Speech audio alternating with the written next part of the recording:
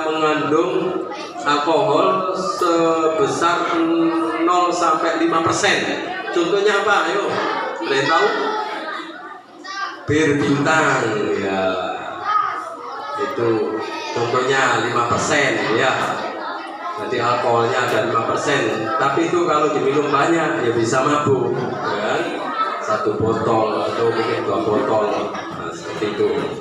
Kemudian yang golongan 2 atau golongan B, golongan minuman yang mengandung alkohol sebanyak 5-20%. Contohnya, ada yang tahu?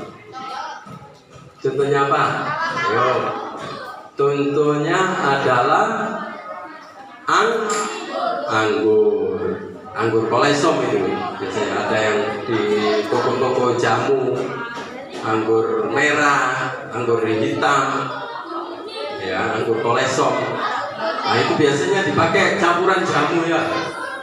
Pakai jamu, mungkin 1 sloki dicampur dengan telur, susu dan lain sebagainya.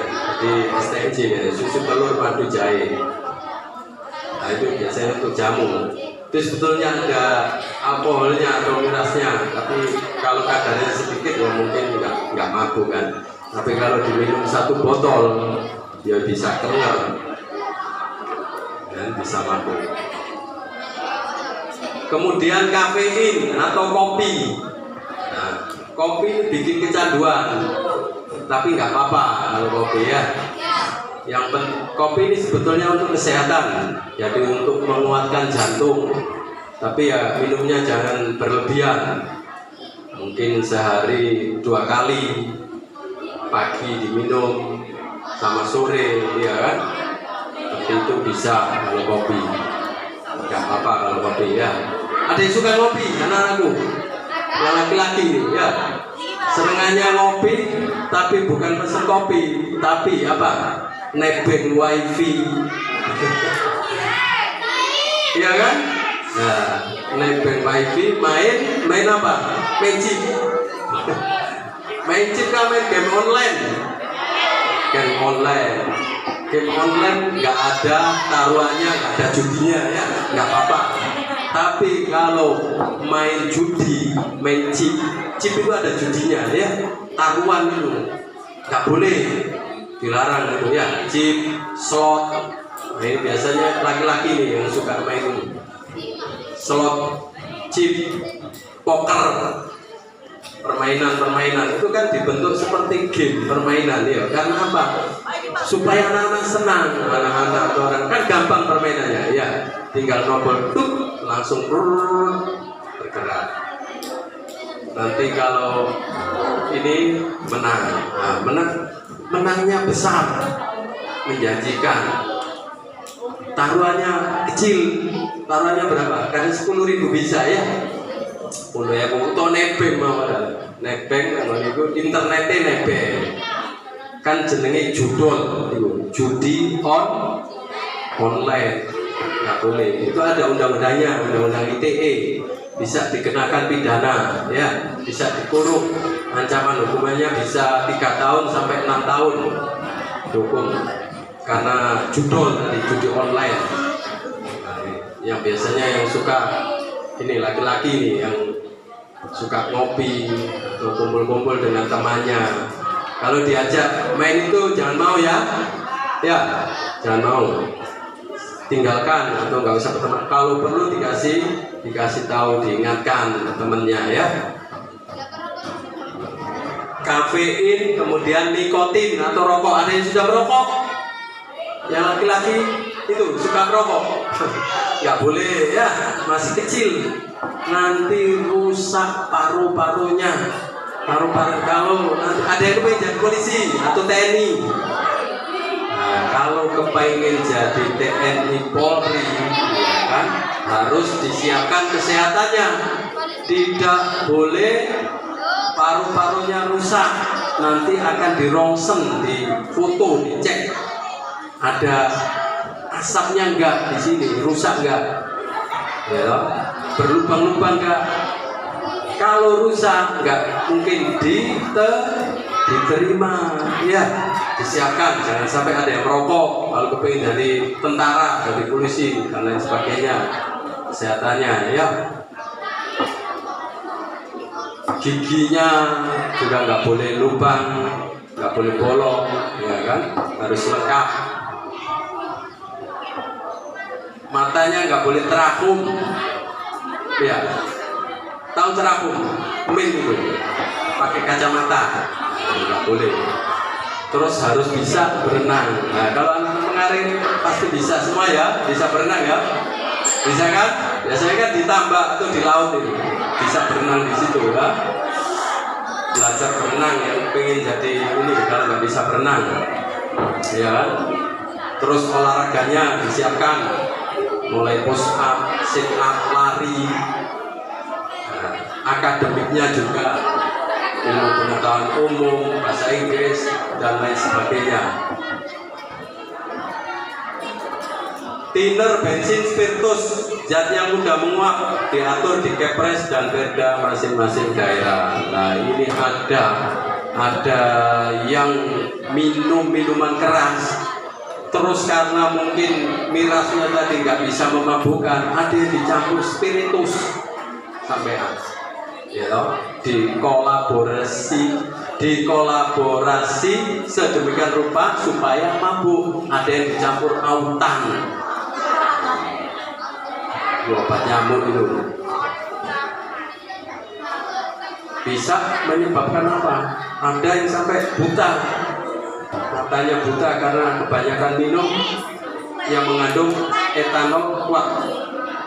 Ada yang kejadian dan sampai ada yang mati. Kalau nggak salah di sini ya pernah ya, di Mengarik itu pernah itu ada berapa orang itu, 6 orang itu yang mati itu gara-gara miras. Waktu itu kalau nggak salah tahun baru, sudah mungkin sekitar 5 atau 6 tahun yang lalu ya.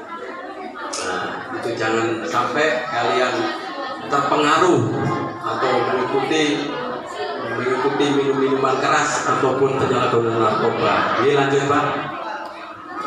Nah, ini ngelem, menghirup. Lem itu dihirup itu bisa mabuk, tapi ada lem tertentu, ya kan? Mungkin lem apa itu? Nggak salah itu, lem jenis tertentu ya. Kalau lem-lem yang dijual di toko biasa itu enggak, ya kan? Lem tertentu biasanya itu anak-anak jalanan yang suka menghirup lem, anak pang, anak-anak pengamen dan lain sebagainya. Oke Pak, lanjut. Apakah faktor penyebab penyalahgunaan narkoba? Nah, ini faktor-faktornya. Sebabnya apa sehingga mengakibatkan anak-anak atau orang menyalahgunakan narkoba? Nah, itu ada 3, faktor individu, faktor lingkungan, dan faktor lainnya. Individu berarti dari diri sendiri. Yang pertama ini coba-coba menghilangkan stres atau masalah, itu tren, tidak pede untuk senang-senang. Jadi awalnya kepingin nyoba, ya apa sih rasanya miras atau narkoba itu enak enggak? Penasaran, ya kan? Padahal rusak, ya. Pengen seneng-seneng, tua dijak koncoi, ayo pengen seneng-seneng ini, nah, melo. Tahu ini padahal mau merusak. Kemudian yang faktor lingkungan, tinggal di daerah peredaran, bergaul dengan pengguna, pengaruh teman, keluarga drop out. Keluarga drop out itu berarti keluarga broken home atau keluarganya mungkin ada permasalahan, mungkin pisah dan lain sebagainya, seperti itu. Nah, ikut temannya aja itu tadi, ayo seneng diajak di rumahnya seneng atau mungkin di luar daerah, seperti itu. Nah, jangan mau ya anak-anakku sekalian, jangan mau bila diajak temannya, kalau bisa ya beritahu atau dilaporkan sama orang tuanya atau guru atau orang yang dipercaya tadi, supaya nggak berlanjut. Kemudian faktor lainnya, mudah diperdaya oleh sindikat, percaya mitos bahwa narkoba membuat faktanya narkoba merusak kesehatan dan akhirnya meninggal dunia, kurang bekal agama. Nah, ini yang faktor lainnya ya. Mungkin di daerah situ ada tempat istilahnya orang mengedarkan narkoba. Nah, itu bisa terpengaruh karena lingkungan tadi, ya kan? membahayakan. Kalau bisa ya jangan tinggal di situ, pindah tempat, gitu. Karena pengaruhnya besar, membahayakan, iya kan? Kalau perlu ya dilaporkan sama tokoh masyarakat atau mungkin diri saya di kepolisian. Kalau kalian, anak-anak sekalian mungkin menjumpai ya toh, ada orang yang menggunakan narkoba, membawa, memiliki, menyimpan atau menggunakan, silakan melaporkan ya. Di guru boleh, di orang tuanya, atau langsung di polsek bisa ya, juga bisa. Ini lanjut Pak. Ciri-ciri pengguna narkoba, ciri-cirinya ini. Ciri-cirinya yang pertama coba-coba, pengguna tetap dan kecanduan. Yang coba-coba suka menyendiri, prestasinya menurun, sering keluar malam, perilaku aneh, jarang pulang. Nah, kalau ada temannya yang punya ciri-ciri seperti ini, patut dicurigai, ya kan? Prestasinya mungkin yang pertama, rankingnya mungkin 2 atau 1, kok jeblok, ya kan? Sampai 15 bisa sampai terakhir karena sudah kecanduan sehingga lupa akan tugasnya. Tugasnya apa anak-anak kalian? Tugasnya apa? Tugas kalian belajar, beribadah, gitu kan? Itu tugas-tugas kalian. Kemudian pengguna tetap, bangunnya telat, sering bolos, mudah tersinggung, perokok berat, boros, ada bekas suntikan. Nah, biasanya itu ada bekas suntikan di tangan atau mungkin di perut, ya kan?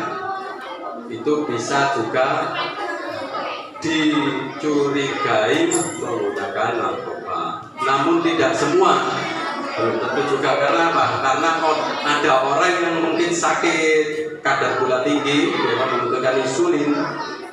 Orang yang kena sakit diabetes itu kan harus menggunakan suntik, biasanya disuntik di tangannya atau mungkin di perutnya dan lain sebagainya.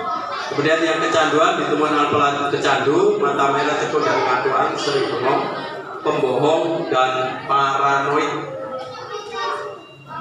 Jadi kalau ditemukan di rumah sampean gitu, di rumah terus ada alat-alat pecandu, ada kayak suntik, nanti ada bom seperti bom, nanti dikasih tunjuk ya contohnya.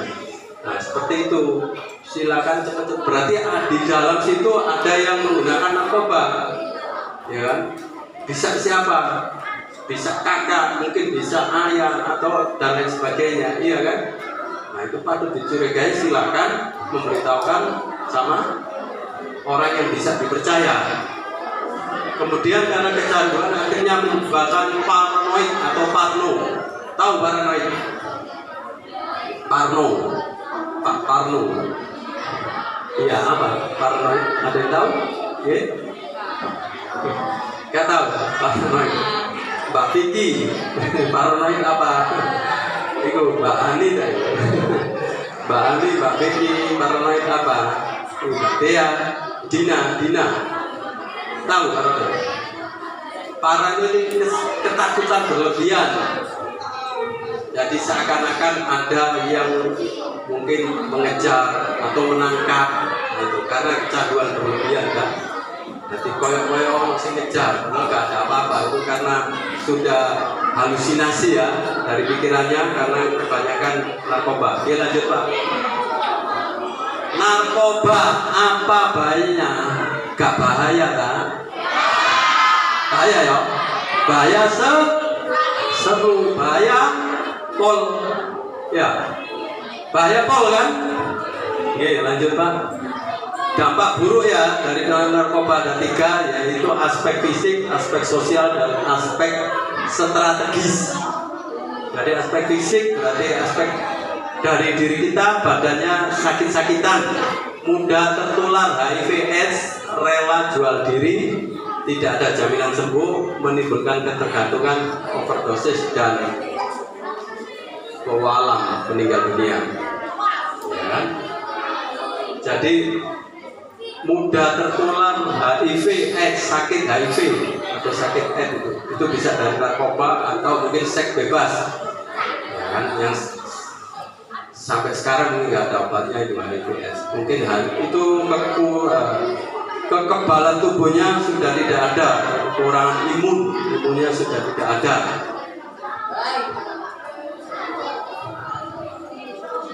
Menimbulkan ketergantungan overdosis berarti berlebihan, karena pengguna itu mungkin hari ini berapa, taruhlah mungkin kalau pil ya kasih tadi mungkin sekarang 1/4, besok 1/4 itu sudah nggak terasa.